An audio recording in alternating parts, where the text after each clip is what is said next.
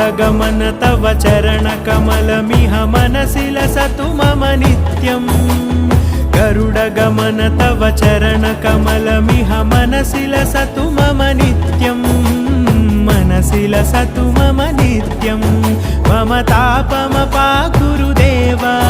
मम पापमपाकुरु देव मम तापमपाकुरु देव मम पापमपाकुरु देव